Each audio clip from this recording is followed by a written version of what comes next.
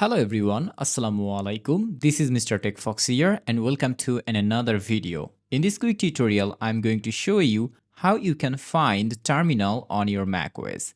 This tutorial is going to be very helpful for beginners. If it helps, please consider subscribing to this channel. So there are three ways to find terminals on your macOS. The first one is using the Spotlight search bar.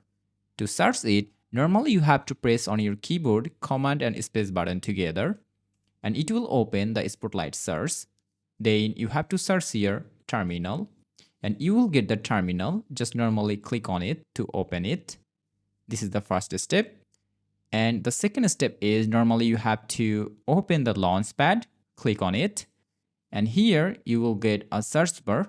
Click on it and search here terminal, and you will get the terminal option here. Click on it to open it. This is the second method. And now I'm going to show you the third method. Open the Launchpad again, and then you have to choose this other option. Choose it, and here you will get the terminal option. Choose it to open it. So that's all about today's video. Now you know how to open terminal on macOS.